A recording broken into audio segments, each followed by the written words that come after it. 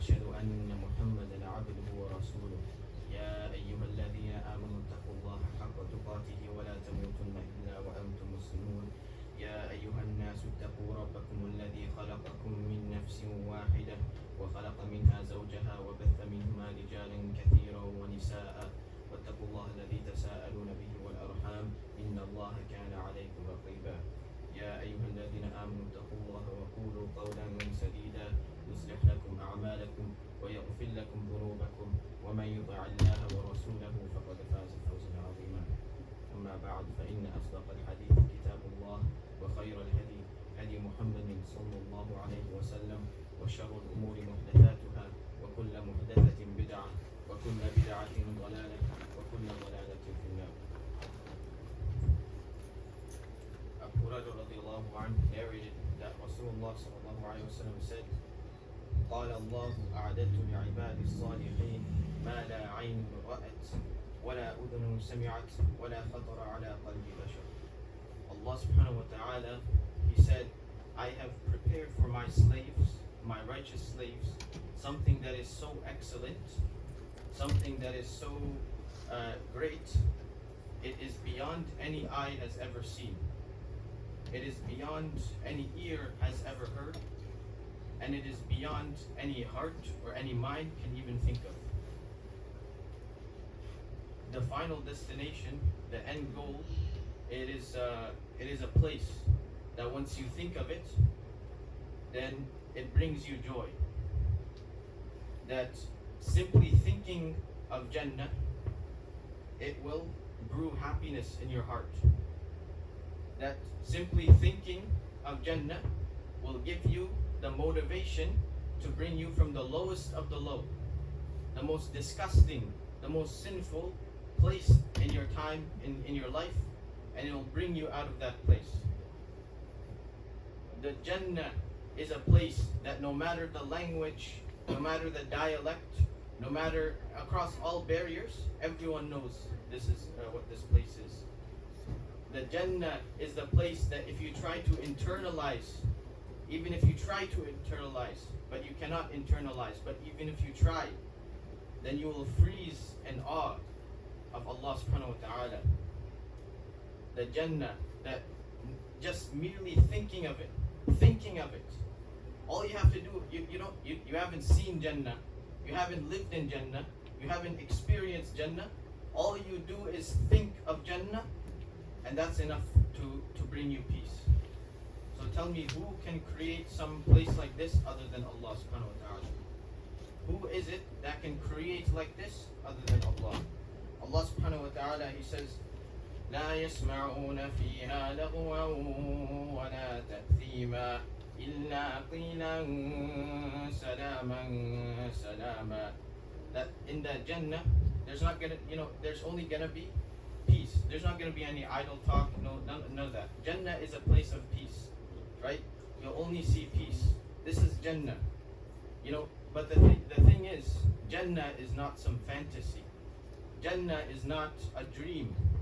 Jannah is not some pleasing thought. Right? You and I, we think it's a pleasing thought.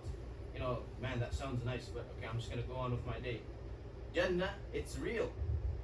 It's not a pleasing thought. It's not just there to make you happy. It's real. It's a reality. You have to work towards Jannah. It may not seem like this Jannah is real, based on where our concerns are, where you and I, our concerns are. It may not seem like this Jannah is actually real, but this Jannah, it's real. Our concerns, it's in the money, in the jobs. Many of us, maybe we're sitting here, we're thinking, okay, after this khutbah, I have to go to this place, I have to look at this place. But the thing is, we know Jannah, right? We know Jannah. We've heard the descriptions of Jannah. And it's in the Quran. Every single one of us, we know at least something about Jannah.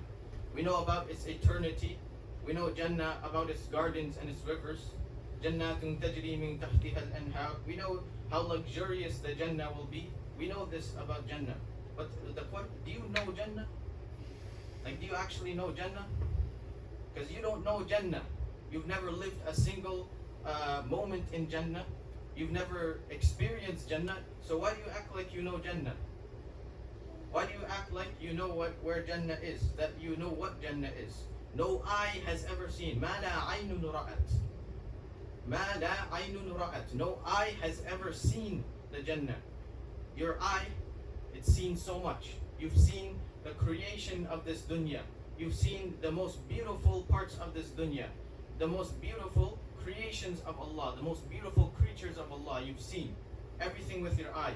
But Allah subhanahu wa ta'ala said, this Jannah, it's ما لا عين رأت. It's more than even your eye has seen. No ear has ever heard. No ear has ever heard of this. Your ear, you've heard even the lies. The people, they tell you the lie. Like they lie about their possessions. So like, for example, I can tell you, I have $300 trillion. You're not going to believe me. You're not going to believe even one single, you'll laugh. You'll laugh at 300 trillion. So that's the point, is you have heard even lies. With your ear, you've heard even the lie.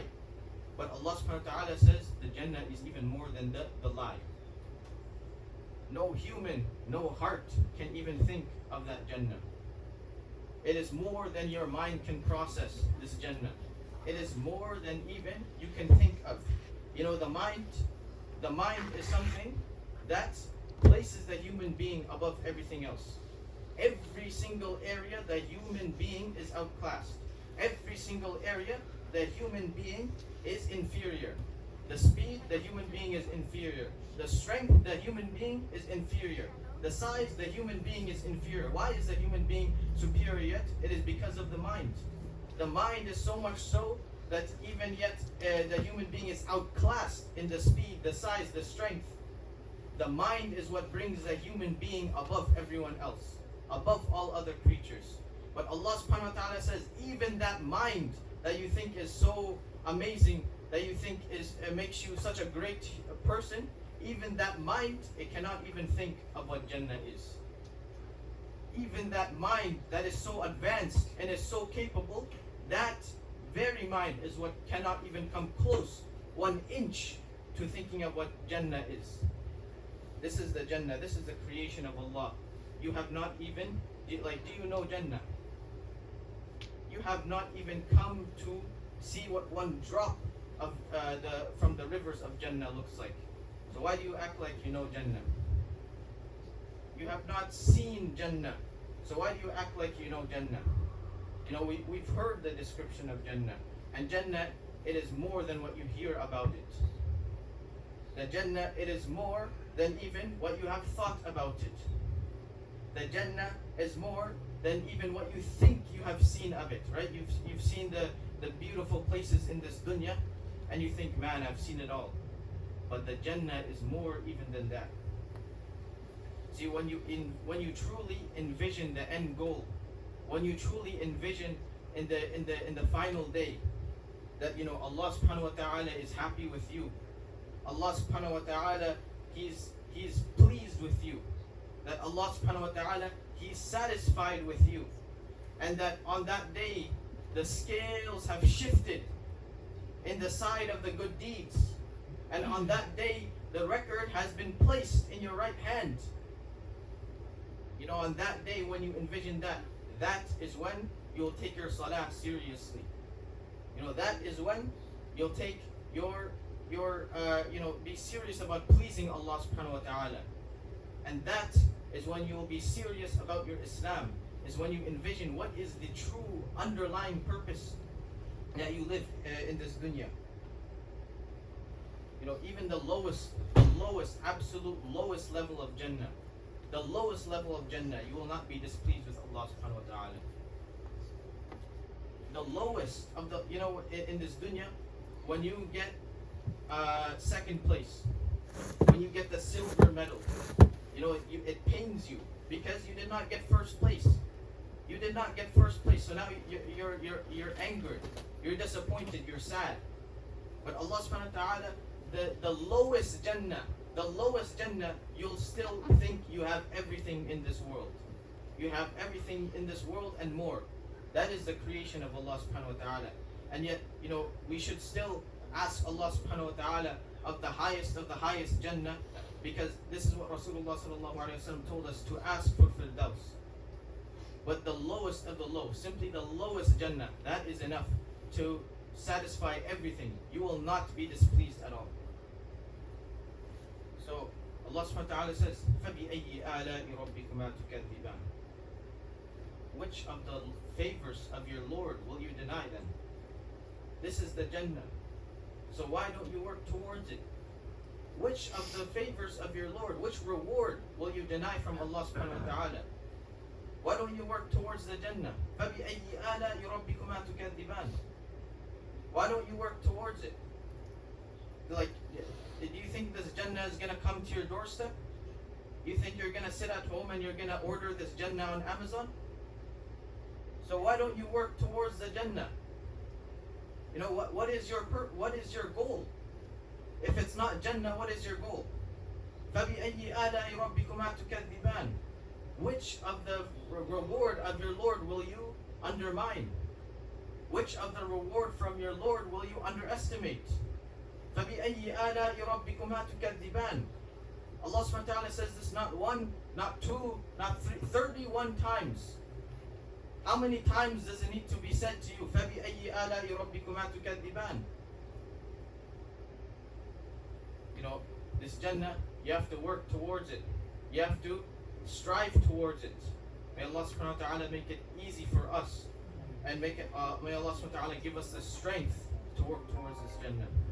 أقول قولي هذا واستغفر الله لي ولكم ولسائر المسلمين فاستغفروه إنه هو الغفور الرحيم.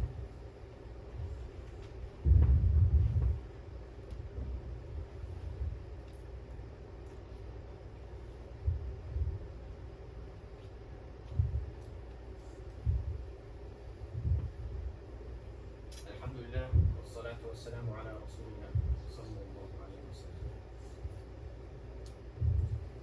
The Jannah, this is everything that you think that you want in this dunya. Everything that you think that you could ever want in this dunya, the Jannah is that and more. So remember the day when the hisab, will be done, when the trials and the tribulations will be complete. Remember the day when the righteous will be put, into Jannah. The ones who Allah subhanahu wa ta'ala was pleased with. Remember that day. There is an underlying purpose in your life. More than anything that you are concerned about, there is a bigger purpose in your life. And that is what you have to worry about. Remember the day when Allah subhanahu wa ta'ala says, وَسِيقَ الَّذِينَ اتَّقَوْا رَبَّهُمْ إِلَى الْجَنَّةِ زُمَرًا. Remember that day when Allah subhanahu wa ta'ala says, the people who had taqwa, they'll be put into Jannah in groups.